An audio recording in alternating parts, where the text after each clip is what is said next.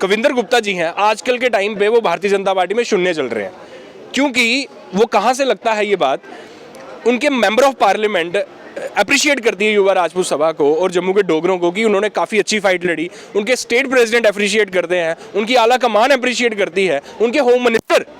Amit Shah ji appreciate करते हैं। But ये बीच में से कहाँ से मेंढक की तरह कूद के आते हैं और बोलते हैं नहीं जी उन्होंने पैसे लेते। उन्होंने दिखा देना कि इले जम्मू के लोके की आवाज़ को गल कौन करा है, युवा राजपूत सभा करा दी है। युवा राजपूत सभा की टारगेट करो तो फेम हासिल करो। टारगेट कुत्थै करा दे, अगर 10 बंदे बैठे थे, कन्नै 4 बंदे खड़ोते थे, 15 बंदे बिच करा दे, मे भी अपने घर का करा देना। अज तू अगर जोल्लै मेयर नहीं है, जोल्लै कारपोरेटर नहीं है, इंदी भी तो इन्वर्टर की दुकान ही है छड़ी। अज 2014 में जोल्लै ने अपना एफिडेविट फाइल किया इत्थै के नाम मेरा असैंबली इलैक्शन में, जोल्लै भी असैंबली इलैक्शन होंदी है सैट्स एंड लाइबिलिटी का एफिडेविट साइन करना पौंदा। 2.25 करोड़ 2.5 करोड़ की प्रॉपर्टी कुत्थों आई ते जोल्लै तुस बनी है 2014 के बाद, ओल्लै भी पता लोकें तुसें कुत्थै कुत्थै प्लाट, कोई उधमपुर कोई जम्मू, कुदै इन्वेस्टमेंट तुसें हिमाचल प्रदेश बेस्ड कंपनी च इन्वेस्टमेंट की है, पैसा कुत्थों आया तुंदे कोल। जेह्ड़ा भी टोल उप्पर गेदा हा वो सिर्फ युवा राजपूत सभा के 25-30 मैंबर नहीं गेदे, उत्थे जम्मू के डोगरे भी गेदे हे। मैं एक वकील भी है, साड़ी बार एसोसिएशन के मैंबर्स भी गेदे हे। हर समुदाय का, हर तकबे का बंदा ही रहा, हर जिले का बंदा ही रहा उत्थे गेदा। जेह्ड़ा वक्त चला दा ना जम्मू कश्मीर विच, जियां जोल्लै भारत देश गुलाम है ना, प्री इंडिपेंडेंस पीरियड हा, ये उहा वक्त चला दा। जबरदस्ती लोगों ऊपर ये कार्रवाई ये थोपी दा दी। जिस टोल प्लाजा को लेकर युवा राजपूत सभा ने एक कैंपेन चलाई, काफ़ी लंबी जो स्ट्रगल चली है, लेकिन कुछ देर हालांकि एडमिनिस्ट्रेशंस की तरफ से जब एक आश्वासन मिला कि आप थोड़ी देर तक रुक जाइए, ये मसला हल कर दिया जाएगा, लेकिन उसके बाद जो है बीजेपी ने फिर से हमला बोलना शुरू कर दिया और युवा राजपूत सभा पर कई तरह के लांछन लगाना शुरू कर दिए, उन पर कई के बेसलेस जो है एलिगेशन लगाए। अभी हाल ही में पूर्व डिप्टी सीएम कविंदर गुप्ता जो कि बीजेपी के एक सीनियर लीडर भी हैं, उन्होंने भी एक विवादित बयान दिया है युवा राजपूत सभा को लेकर। उन्होंने कहा है कि ये कुछ लोग जो है वो पैसे लेकर इस तरह के प्रोटेस्ट डिमॉन्स्ट्रेशंस करते हैं, सीधे तौर पर युवा राजपूत सभा पर ये अटैक था। इस पर बातचीत करने के लिए इस समय हमारे साथ विक्रम सिंह चिब हैं, जनरल सेक्रेटरी हैं युवा राजपूत सभा के। इनसे बातचीत करते हैं, इनकी रिएक्शन लेते हैं। अब किस तरह देखते हैं कि युवा राजपूत सभा जो आम जनता की बात करती है उनको जन समर्थन मिला, लेकिन इस तरह के बयान के साथ उनको एक तरह से उनकी खराब करने की कोशिश की जा रही है। देखिए, मैं अगर आप मेरा पर्सनल व्यू मांगेंगे तो मैं आपको पर्सनल व्यू अपना ये दूंगा कि कविंदर गुप्ता जी आज के टाइम पे जो है वो शून्य बन चुके हैं पॉलिटिक्स में। एज भी हो चुकी है, एज फैक्टर भी आ चुका है, और दूसरे भारतीय जनता पार्टी के साथ यहाँ तक मुझे लगता है कि काफ़ी जो है वो नौजवान जो है वो जुड़ चुके हैं, जो आने वाले टाइम में आगे बढ़ेंगे। और जो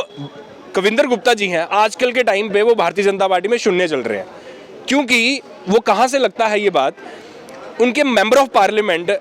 अप्रिशिएट करती है युवा राजपूत सभा को और जम्मू के डोगरों को कि उन्होंने काफ़ी अच्छी फाइट लड़ी। उनके स्टेट प्रेसिडेंट अप्रिशिएट करते हैं, उनकी आला कमान अप्रिशिएट करती है, उनके home minister Amit Shah ji appreciate करते हैं। बट ये बीच में से कहाँ से मेंढक की तरह कूद के आते हैं और बोलते हैं नहीं जी उन्होंने पैसे लेते। जी साड़ी सभा करना चलते ना सारे 100 150 दुकाना ना सारे दी ते इन्नी मंथली इनकम नहीं है जिन्हें उन्हें सिर्फ अपनी मेहनत करिए पैसे कमाए, उन्होंने मेहनत करिए अपना काम कर देना। इंडिया लेखा डिफॉल्टरी करिए काम नहीं करते। कुदा ऐसा तो नहीं तुम्हें लगता कि ये पीछे क्या वजह लगती है, कहीं उन्हें लगता कि अपनी राजनीति की जी जमीन है वो खरीदी जा कर दी है और युवा राजपूत जी आम लोगों की आवाज़ बना कर दी। कुदा एक डर दा दे खौफ दे वगैरह दे नहीं होने की तां करी इस तरह के बयान दे होने दी इक्को चीज़ है, ले उनका ये पॉलिटिकल करियर है जेह्ड़ा वो इसले खत्म हो गेदा। हूँ वो दिखा देना कि इले जम्मू के लोके की आवाज़ को गल कौन करा है, युवा राजपूत सभा करा दी है। युवा राजपूत सभा की टारगेट करो तो फेम हासिल करो। टारगेट कुत्थै करा दे, अगर 10 बंदे बैठे थे, कन्नै 4 बंदे खड़ोते थे, 15 बंदे बिच करा दे, मे भी अपने घर का करा देना। ठीक है, लेकिन मेरा एक उनके कन्नै तुस आखा दो जी सभा वाले पैसे ले ले, ठीक है, फिर तुंदी आला कमान कह ली आखदी है कि यहाँ पे काफ़ी अच्छा काम करा दे। ये तो जम्मू के डोगरे ही पता, मीडिया कर्मियों की पता, जम्मू के डोगरे की पता कि युवा राजपूत सभा इरिस्पेक्टिव ऑफ एनी डील और एनीथिंग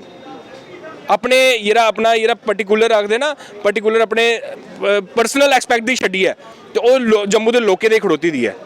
और कविंदर गुप्ता जी का गल करा मैं, अज तू अगर जोल्लै मेयर नहीं है, जोल्लै कारपोरेटर नहीं है, इंदी भी तो इन्वर्टर की दुकान ही है छड़ी। अज 2014 में जोल्लै ने अपना एफिडेविट फाइल किया इत्थै के नाम मेरा असैंबली इलैक्शन में, जोल्लै भी असैंबली इलैक्शन होंदी है सैट्स एंड लाइबिलिटी का एफिडेविट साइन करना पौंदा। 2.25 करोड़ 2.5 करोड़ की प्रॉपर्टी कुत्थों आई ते जोल्लै तुस बनी गे 2014 के बाद ओल्लै भी पता लोकें तुसें कुत्थै प्लाट कोई उधमपुर कोई जम्मू कुदै इन्वेस्टमेंट तुसें हिमाचल प्रदेश बेस्ड कंपनी च इन्वेस्टमेंट की पैसा कुत्थूं आया तुंदे कोल चोर ते 200 बड्डे एक पोस्ट अपनी कुड़ी दी पोस्ट जनरेट की और हाई मैरिटोस बच्चे दी प्रोटेस्ट करा ओल्लै भी अस भी स्टूडेंट है बच्चे प्रोटेस्ट नहीं करते लेकिन तुसें अपनी कुड़ी दी लाइयै ते अपनी बेटी दी पोस्ट देई ओड़ी चोर ते 200 बड्डे सारे कोला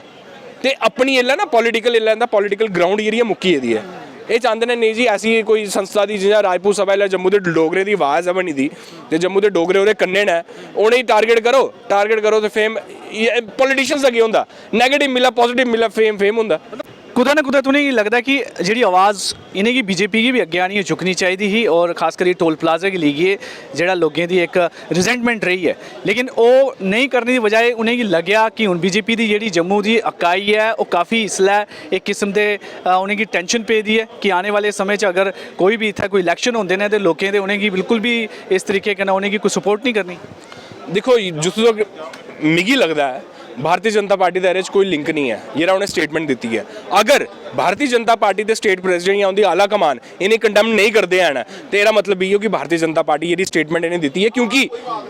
जोड़ा भी टोल उपर गेदा हा वो सिर्फ युवा राजपूत सभा के 25-30 मैंबर नहीं गेदे उत्थे जम्मू के डोगरे भी गेदे मैं एक वकील भी है साड़ी बार एसोसीएशन के मैंबर्स भी गेदे हर समुदाय का हर तकबे का बंदा जेह्ड़ा हर जिले का बंदा जेह्ड़ा उत्थे गेदा हा प्रोटेस्ट हूँ तुसेंगी लगदा कि बीजेपी की तरफ का कोई ना कोई स्टेटमेंट एह्दे पर आनी चाहिए आला कमान दी कि कंडेम करना चाहिए उन्हेंगी लगदा कि अगर नहीं कीते दा होग अगर नहीं करते ना वो कंडेम्ड बीजेपी पार्टी की पूरी मेरी मिली भगत है साढ़े स्टेट प्रेसिडेंट ये रविंदर रैना जी उनकी पूरी मिली भगत है अगर ये पर उनका कंडेम्ड ये अगर उनकी कोई एक्सप्लेनेशन ये इंक्वायरी इनके खिलाफ नहीं इनिशिएट करते हैं फिर मतलब जम्मू के डोगरे पर अगर आवाज़ आई है तो बीजेपी ने कन्ना ही आवाज़ करवाई है एक और गल जी प्रेस कॉन्फ्रेंस भी आखी गई है कि दोबारा ये इसी शुरुआत की जा करती है और कठुआ की तरफ कूच करने की तैयारी है थोड़ा ये बारे जानकारी दे दो देखो डिवकॉम साहब ये साड़ी जम्मू की बड़ी चेयर है क्योंकि 23 सितंबर जो होया हा ओल्लै भी सानूं डिवकॉम साहब ने सानूं आश्वस्त किया हा ते अज भी उन्हें सानूं आश्वस्त किए दा हा उन्हें सानूं आख्या हा कि 8-9 तरीक अस उंदे कन्नै मिले भी है उन्हें सानूं आख्या हा कि G20 चला दा जि'यां गै मुकदा अस उंदे कन्नै गल करियै तुसें कन्वे करी ओड़गे विदिन 13-14 तरीक धोड़ी ते जि'यां साढ़े प्रधान साहब ने आखी ओड़ा 13-14 तरीक धोड़ी गै वेट करना ओह्दे बाद एक बारी डिवकॉम साहब कन्नै मिली लैगे अगर नहीं होएगा ते गड्डियां तो साढ़े को अपनियां गै दोबारा लैके टोल वाली बक्खी इत्थै केह् होई है जित्थै एक बार FIR लगी है दोबारा FIR लगी जाएगी होर केह् होई जाग जित्थै 5 दिन अंदर रहे हैं 20-30 दिन होर अंदर ले लैगे ओह्दे कन्नै कोई प्रॉब्लम नहीं होंदी है लेकिन सरकार की कोशिश की है कि क्या जेह्ड़े भी युवा राजपूत सभा के जे सीनियर लीडर्स ने जेह्ड़े मेन ऑफिस बेयर ने क्या उनके खिलाफ जी शिकंजा कसने की भी कोशिश करा करदी जां उनेंगी जेल के अंदर किया जाए जां उनके उपर कोई किसी तरीके का लांछन लगाया जाए जि'यां कि चला रहा देखो एक तरह का टैक्टिस देनी है अपना करदी एडमिनिस्ट्रेशन देखो ये तुसें भी जानते हो ये जेह्ड़ा वक्त चला दा ना जम्मू कश्मीर विच जि'यां जोल्लै भारत देश गुलाम हा ना प्री इंडिपेंडेंस पीरियड हा ये उ'आ वक्त चला दा जबरदस्ती लोकें उपर जेह्ड़ी कार्रवाई जेह्ड़ी थोपी दा दी जबरदस्ती लोकें उपर जेह्ड़े प्रोजेक्ट्स बना दे न उ'नेंगी एक्सप्लेन लोकें गी दस्सा दे नहीं है ना कि एह्दा फायदा केह् नुकसान केह् है जबरदस्ती फोर्सिस लाइयै जेह्ड़ी थोपी आ दियां जि'यां वाइन शॉप असें दिक्खियां साढ़े जम्मू बिच कश्मीर बिच तो थोड़ियां गै लग्गियां साढ़े जम्मू बिच इ'नें वाइन शॉप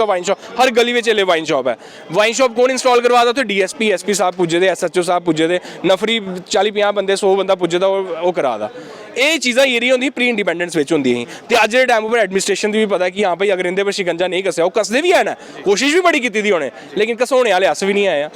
कोशिश तो उन्हें बड़ी की दी है लेकिन जि'यां ओल्लै भगत सिंह और